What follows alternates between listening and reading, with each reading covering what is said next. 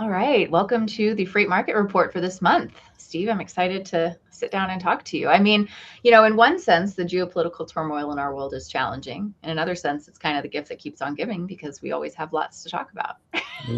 There's no lack of things to discuss in today's market and in the world. So I agree with you. Yeah. Some days though, you wake up and you wish you just a normal day, just Yeah.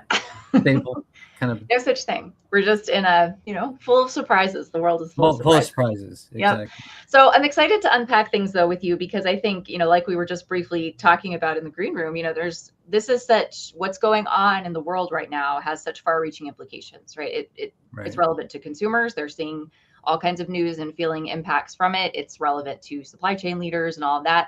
So before we dive into it, I just want to make sure for any new viewers that they understand, Steve, kind of who you are at Trax and all of that. So let's set context and then we'll dive into all the great things we're going to talk through today. Sure. Well, thanks, Joy. Pleasure to be with you this morning, or this afternoon. Sorry, I had lost track. I've been so busy today.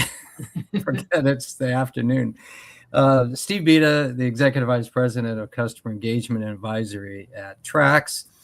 I support a lot of thought leadership at Trax, but also engage with our customers in improving their overall programs, offering advice and recommendations based on the unique circumstances that they're experiencing in their relative supply chain across all industries. So I hear a lot, have a lot of conversations, which makes every day an interesting day for me. And again, as you stated in our opening statement, with the recent events, it's even gotten more interesting than the last time we talked. So Yes. Anxious to get into it today. Yes. Well, we've got visuals as always to just kind of help us walk through. So just to remind everybody who's, tuning in, we do every single month at Trax publish a really comprehensive freight market report that tracks kind of all of the tracks, not as, TRAX, but TRACKX, CKS, tracks all of the data, all the things that are kind of going on and all of the various reports related to supply chain performance, all of that. So it's really valuable for anybody who's in supply chain leadership, who's making logistical decisions or, strategic decisions. Lots of great insights in there. Steve is the master editor of that, goes and reviews it, brings expert commentary to all of the data. And it's just a fantastic resource. So we'll make sure that you have the link to sign up. It's totally free. Get that in your inbox every single month, curated by our team, which is fantastic. And this month, like every month, we kind of do a webinar covering what, we've seen in the trends that we've seen and all the things that we've seen as we've put the report together. But honestly, every single month, I feel like we've also had some kind of event that's happened in the world that we've also then gone in and said, oh, well, actually, this kind of upends all of the things or trumps all of the things in terms of importance, right? As we think about what's relevant in terms of decision making. So we know there's a lot going on in the world right now. We know there's a lot going on over the Middle East right now, and that it's impacting how supply chain leaders are making decisions, forecasting, all of that. So maybe set context, give us kind of the lay of the land in terms of how you see things, especially in, geopolitically and in the train and all the things. Mm-hmm. Yeah. Yeah, a couple of philosophical things and reminders. So, I look at things as either based on a duration. Mm-hmm. So when we look at metrics, a lot of times we're advising our viewers in terms of blips and trends, right? What's a blip and what's a trend? A blip is something that's transient, we'll overcome it, and things resume probably down the path that it was trending before. So not all the time, but typical. Some blips create such a material change in thinking or economic conditions or whatever that a new trend emerges from it. So again, blips and trends are different, and that's the duration of whatever is happening and the impact of it. So that's just high level, right? I think second is a concept here is the interesting strategy around prediction and how volatile things get. Not that they're new, but they get exposed. The Strait of Hormuz risk has been there for a while. It isn't a new thing. The war in Iran obviously creates additional risk and exposure to a bottleneck that has existed for quite some time in terms of energy flow.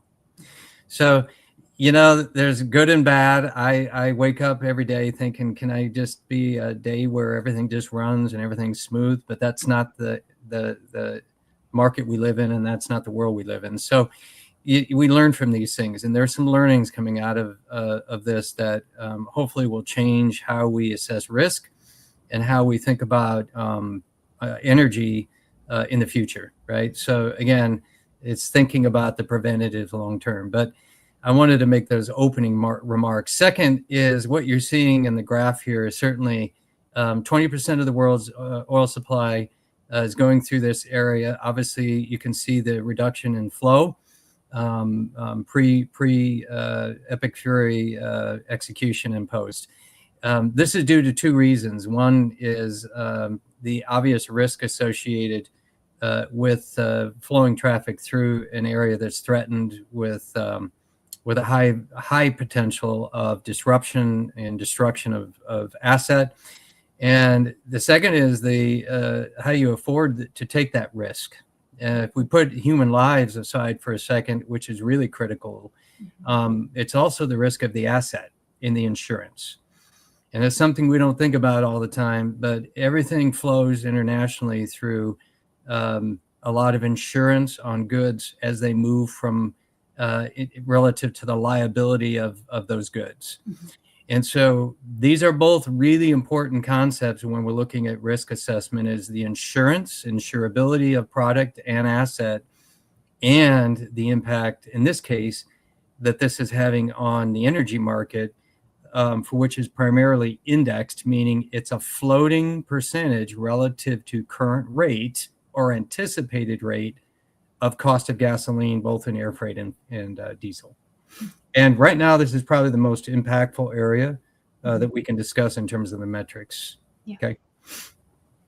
Good. That's a great summary. And I think, like we had started the call, I mean, so many people are seeing the effects of this. And obviously the oil, drives a lot of, it's a spider web, right? You pluck that, it's going to affect. Yeah, I mean, there is no mode of transport that doesn't have fuel surcharge associated with the cost, right? It's a percent of the total cost. There's no mode of transport I'm aware of, other than maybe somebody pedaling a bike down the street. But all seriousness, I mean, fly guy, right? All modes have fuel, and the fuel percentage is relative to the mode. It's relative to distance. It's relative to many factors, but it's usually based on an index. And that fuel is designed around a pass-through concept. If it costs more to the provider of service, it's going to flow to the consumer of the service. And then that in turn flows down to the actual consumer buying products, and et cetera, et cetera. So your web concept and analogy is perfect. Mm-hmm. Yeah, it's broadly felt. So if we talk about that, right, as the variable, right, let's kind of use fuel, I think, as an important one, because like you said, it is so widespread in its effect. We look at the diesel numbers, they're quite high, right, for in February, not unprecedented, but I guess when we look at modeling and projections, that's where I guess maybe a little bit more of the insecurity comes in, right? When we look at the geopolitical uncertainty and we look at not knowing now what the trend lines could be because of this unique dynamic. Is that what you would say is the biggest impact to supply chain leaders right now, is just that we've got now a big question mark? I think, again, it comes back to my opening statement about duration. So if it's transitory, then what comes up comes down. And because fuel is primarily based on index values, not just the U.S. Department of Energy, there are other indexes out there for which control fuel, the baseline, I guess, for fuel as it applies to different modes of transport. But certainly, first of all, diesel and jet is impacted by this disruption, meaning that all your surface modes of transport, full truckload, LTL, ground, anything moving on the ground is affected by diesel. Anything moving in the air is affected by jet. Both are seeing an increase. They're both basically refined at different levels from oil. So energy is important. I think the second thing is this does expose that pass through. So if you look at what we talked about, Joy, for several months on duties, remember it was always a question of how much of the duty is going to pass through to the consumer. Right. How much of it is going to be absorbed by the shipper? Those kind of concepts. Duty, and then we talked about mitigation strategies that were used around inventory to avoid it. Fuel is a tough one to avoid, right? It's not like it's not the same sort of variable cost component that duty is, or really I would probably put it in its own category even outside of any surcharge, because you could argue that war surcharges, insurance charges, and all those are sort of surcharges related to moving goods across dangerous areas or in areas of the world where the carrier sees more cost to actually move that product due to higher insurance rates and all those things. But fuel is an interesting thing. It's the least controllable, least predictable aspect of transportation. And your graph there showing jet is a great example. It's a major impact on air freight, right? Or express parcel. And so because these are all relative to indices, a consumer, whether they're at the pump or a shipper that's paying a carrier to move product, because most of their contracts are based off these floating indices, fuel becomes a larger percentage of the total cost per shipment or cost per unit weight as an aggregate, right? And so now the real question is, can that be absorbed, or does that also pass on to the consumer? And when you pass those additional costs on to the consumer of an already high rate of base rates, which we'll talk about today a little bit coming into 26, this is not helpful. So if this lasts for a while, this could very much impact demand, because the cost of goods and discretionary income of the average consumer is spent more on fuel than it had been in the past. Right. Okay, that's how it all starts tying together. Yep, that's well put. And I think across all the modes, right, like you had mentioned, I think we're seeing, regardless of what we project, we do see some facts emerging, right? We see even the look back at February, which obviously in total predates, the conflict. Yeah, that's right. Right. This has nothing to do. So we came into this situation sort of with a constrained capacity market with high prices. In fact, we've been talking about this for the last few months, right? And again, back to my original point about blips and trends, there's clearly a trend emerging on this graph. You can't deny it. It's not like a 1 month blip. And so, obviously excluding the fuel has been fairly a bright spot on all these graphs for quite some time.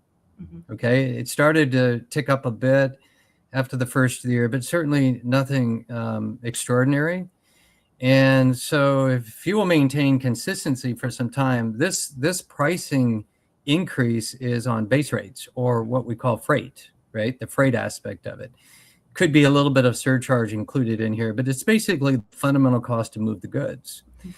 Coming into the situation with a tightened capacity and price increases like this, again, fuel increases also augment the impact of that, obviously beyond just this graph. So this doesn't appear to be changing anytime soon. So we are at a very, and this is across all modes, right? This is not modally specific.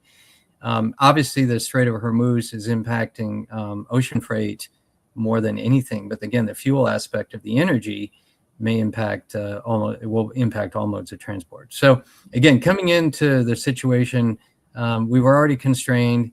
I don't see that changing anytime soon. But certainly the fuel increases we'll see how this reads out in the future. But my prediction is obviously you'll be paying more for moving the same product that you did a month ago as you do in the future. So, I think I kind of want to pause here a little bit and just get a little bit of your strategic recommendations. I think it was well put that there's a little bit of a black box in terms of knowing the duration of the geopolitical dynamics, right? And the conflict in Iran and how long that will last, and whether it will have, how long the effects will be then, because we don't know how long it will last, et cetera.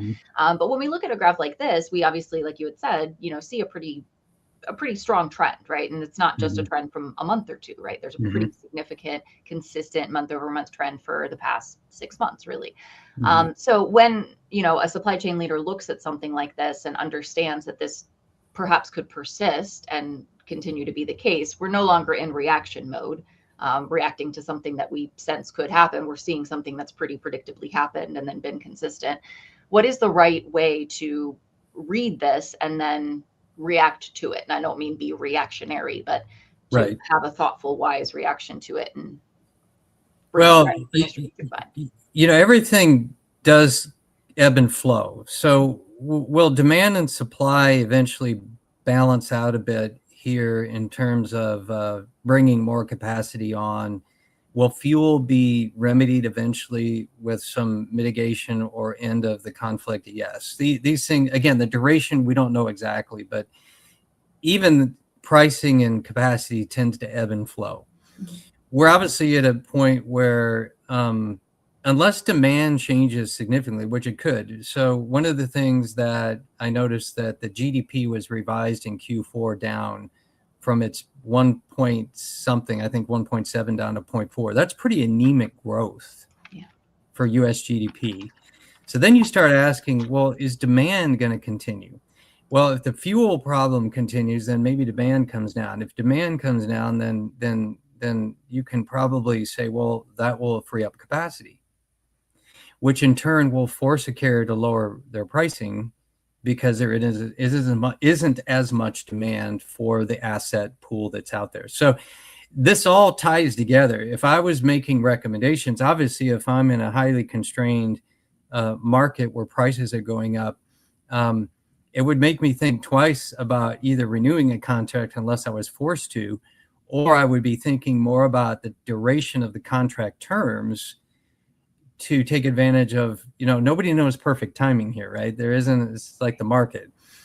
But you obviously want to secure capacity when it's available and pricing when it's favorable, before it continues to go up and you're paying more for that moving those same goods, right? So if I was making recommendations, I would say if this graph continues to go up, then signing an agreement now means I've at least locked in a rate at the current time.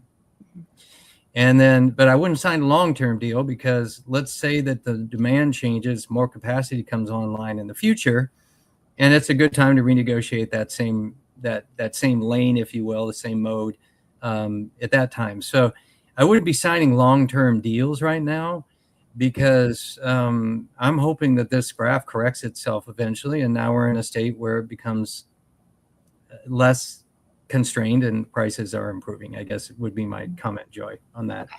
In terms of fuel, I think that's a very complex strategy. I wouldn't, if you're negotiating fuel right today, I don't think that's going to be the way it is going to be in a few months. So I would say that make sure you use an index-based fuel, that you take advantage of the highs and lows and put a cap on it. That would be my only, because if I baked in a rate right now, it would be a high rate. So if you use an index, then there's risk of highs and lows in it, but at least you're taking advantage of the best of both scenarios. When it comes down, your fuel comes down. Okay. Good. I like that. Thanks for all that. Mm-hmm. Another way that obviously these kind of events roll out on the world stage, obviously, of these big players who then react to it. I did think this was, Maersk coming in and kind of making these statements about pulling out, rerouting their upcoming sailings on the ME11 MECL services. Anybody who is facing immediate impact, I think one of the most common things to do, obviously, is look at the biggest players and see what is going to be kind of the MO and what's going to happen. Do you think that, this seems like it's a very temporary measure just based on the conflict, but do you foresee there being any longer term solutions being offered? There haven't been historically, and like you said, this has always been a pinch point. So do we just kind of expect this to, once the conflict resolves, we're going to resume operations as normal and things will pretty much stabilize? What do you think? I think you always should have backup strategies. in place. And those backup strategies may cost more and elongate transit times, but at least product continues to move. Mm-hmm. So if you think about the balancing act here, and then you've got the risk associated, we talked about insurance and things like that. So these are things where, you probably need backup strategies. You need to balance your suppliers across different regions, so you're not depending on a single lane to guarantee that the goods are arriving when you expect them to. Your inventory should be balanced in a way where you're not so lean that you can't survive through a short-term duration disruption like this. But clearly, rerouting, if anything, is going to have an increase in cost and most likely elongate the transit time. So if you think about what are the impacts of that, it costs me more on the transportation cost, and it's taking me longer to get the goods, which means that my inventory may be depleted prior to the arrival, the deconsolidation at the port, and getting that inventory to where it needs to be, either in the warehouse, distribution, or the customer. Mm-hmm. So to me, it's a balanced strategy. And yes, the balanced strategy costs a little bit more to maintain, but is it worth the risk of not having that strategy? And being truly at a place where you're disrupted, meaning you don't have the goods to sell, which means that you forego the revenue of selling that product because you don't have it on hand. So it's difficult. I do think AI is also playing a role, probably emerging in this area, where patterns are assessed, risk is better assessed, all the variables that go into the patterns are better assessed, and decisions can be made based on a better predictor, or risk assessments can be done in a way where it identifies the choke points if they do exist. So I do think I do see AI being a really good complement to planners within transportation and supply chain to help them assess that risk in more real time. And divert, because again, if you're diverting something for a very short period of time, the cost impact isn't as great. It's these longer duration things that create probably more material disruptions in a broader sense, and those are the ones that you really have to mitigate or have strategies around, because they can be very painful in the end based on that duration. Okay. I like that. I mean, I think you're right that AI obviously gives us a lot more multidimensional modeling and the ability to do all of that. And I think a point could be made for the human component is always going to be relevant, right? Because this was not on it wasn't on my bingo card for this year that we were going to experience a conflict in this part of the world at this time and in this way. So I think it's an interesting human in the loop. It's an interesting case to be made for the human in the loop dynamic, where it's like having, someone who can go intervene into a data set, into a modeling, and, begin to, develop things in a way that makes sense based on what's happening in the real world. Yeah, you think about scenario modeling, predicting, using different case changes in a model to forecast the outcome of it. These are things that AI does well, right? So I have to have the data underlying for it to understand my current state. But if I were to plug into some sort of technology, the fact that what would happen if fuel goes up by X? What would happen if I can't ship anything through this port? What would happen if I wasn't unable to, or had to redirect, divert traffic through this mechanism? And it plays out the answer. It may not be a perfect answer, but at least the human in the loop can take that intelligence and understand what the impacts are. Again, sometimes the impacts aren't great, and sometimes they're more material. The challenge with this whole fuel thing is it's just so broadly impacting every single mode, every shipment. And again, we don't know what the duration of the impact is. So, well, that's a nice segue, because I think it is important for us to think about the breadth of the disruption. And you mentioned it a little bit at the beginning, but thinking about the way that this pressure extends all the way ultimately to the end consumer, right? Which is like the consumer lowercase c, the public themselves, and what they're experiencing in terms of price pressure, price at the pump, that kind of thing, which I think is all over the news right now and very much being tied to the conflict narratively in the news, regardless of, whatever that may be. Yeah, exactly. Yeah. Well, you think about inflation. Again, we had some goodness coming out of the last webinar when we were looking at the first of the year. Yeah, pricing was up, transportation and capacity was down, but we saw some good numbers in warehousing, and inventories were more balanced. We seem to have overcome the knee-jerk reaction of tariff impacts. We'll wait to see what happens with the reclamation or the refunding of tariffs. I don't have an answer on that yet, but Right.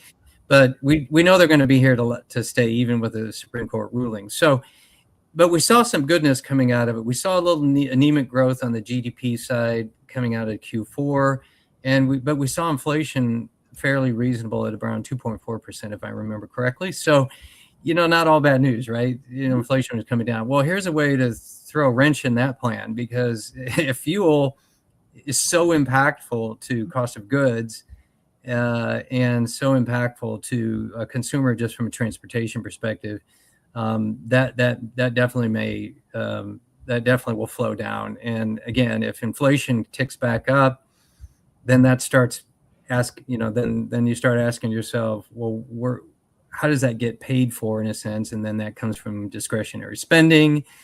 People get more conservative that way. And then the cost of goods is added on top of that. So it's not only the gasoline you fill at the pump, it's the goods that you're buying from the store. It's any goods got transported from A to B. Okay.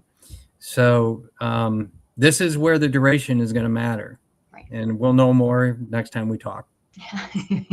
30 days will be very telling, I think. The next 30 days will be very telling. Yeah. Yes. Let's hit capacity for a minute, because I think this is obviously an important one to pay attention to. And we have a graph that almost looks like the inverse of the the one we saw prior to this, right? So right. Contracting at the same time. Right. Talk to me about what this means and kind of the widespread effect it could have. And I mean, you mentioned already a little bit around capacity and demand. I did. And the relationship with those. Well, we had some risk. If you remember back in September, October, there was some risk about sort of artificially comfortable going into the end of the year with excess capacity. Sure enough, it played out as somewhat fewer predicted that this would persist. Part of this is the carrier's inability or desire or plan to not invest in capacity to try to balance out the pricing aspect of what they were doing. They were sort of coming into Q4 falling short of being able to capitalize on the inflationary numbers that had persisted for a while, and felt they were a bit behind, and their margins were taking a hit. So I get all the economics of that. But eventually this hurts everybody. If they don't, if you continue to have a capacity constraint, it's not good, and it will balance out. But this graph basically reinforces why pricing is high. And that is that if capacity is down, you're going to pay more for the asset, because you're competing with a lot of people that need that asset. It's classic supply demand. So this is what you expect to see when you see higher prices. It doesn't always correlate 100%, but it's clearly correlated in this graph. And again, my concern with this would be its impact on the pricing, and the impact supplemented with a fuel cost increase may really hit our demand in Q1. We'll see again in the next 30 days how this plays out. Okay, good. All right, kind of give us our takeaways, what to watch. I mean, duration, we've already kind of talked about a little bit, and obviously we're all going to keep an eye on what's going on in the conflict and geopolitically in the news and all of that. But yeah, talk us through any other things that you think are an important element to keep an eye on as we look ahead.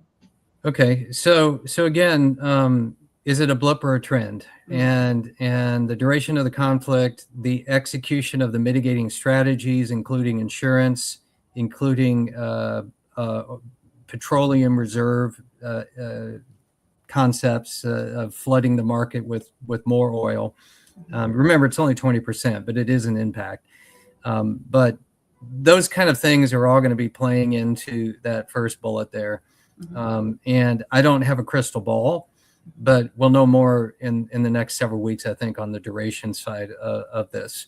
But there are a lot of things happening that may be mitigating strategies that help resolve at least the short-term pain from fuel increases, which really goes into the second bullet as well. And that is, if you reduce risk, the insurance risk of moving very expensive assets and product, by the way, oil, through a high-risk area, then you will have more likelihood, and secure it, you will have more likelihood to restoring the flow in that constrained or high-risk area. So I think there's more to come on that.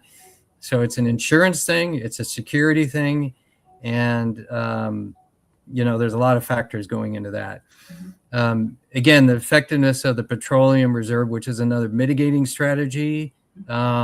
Again, it depends on the duration of this, but and the cooperation of other oil-producing countries, including the U.S., to supplement and fill the gap of the 20% or reduction of that 20% going through the Strait of Hormuz. I don't see this changing the manufacturing momentum, because that's a more long-term strategy for nearshoring. And by the way, the interesting concept here is if you nearshore, your transit times are reduced. You may pay a higher cost, but you're also reducing supply chain risk in general because you're nearshoring and bringing product closer to the consumer. So, you start thinking about these things and you're like, okay, well, that plays into a strategy that's reducing risk. And it's also lowering the fuel cost because the distance that you're needing the transportation to move the product from A to B is much less. So it all plays, right?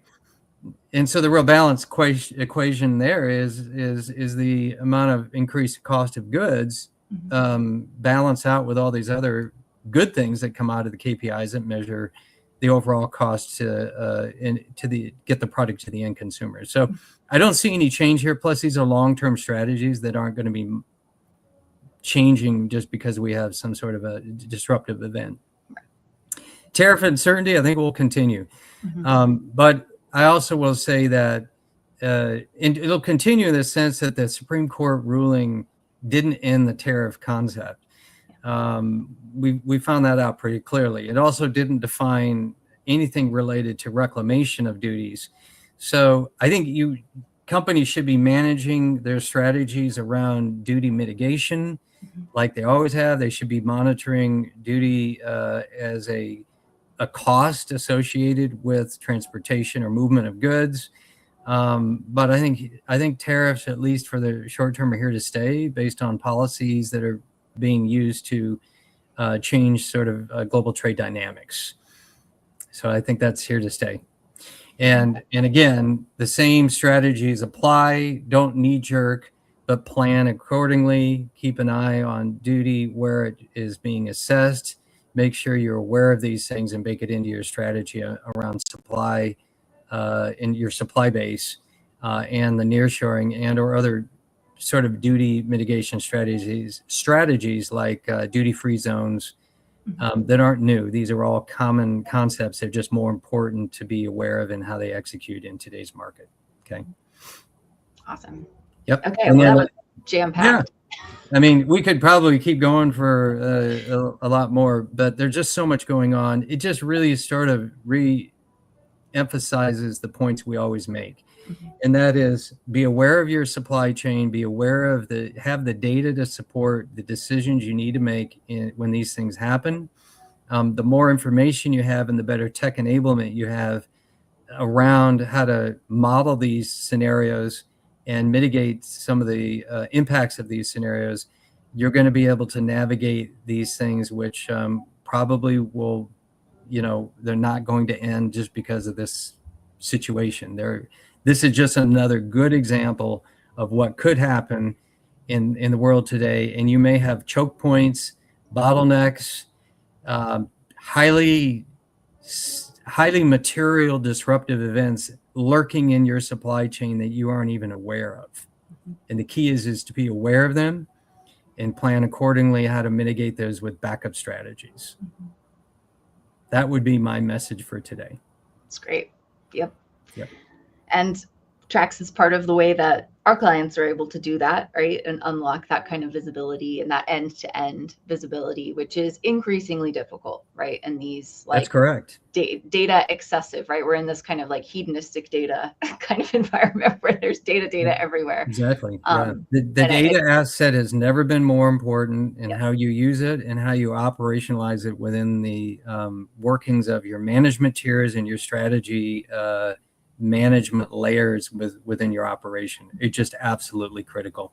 And then the ongoing management of it to see if what you're doing is making a difference, right? Is it creating the outcome and the KPI that you're using to monitor the situation in the way you expect? And it all requires the data. So the Tracks program provides digital modernization strategies with the feeding of the data that they need to execute these strategies.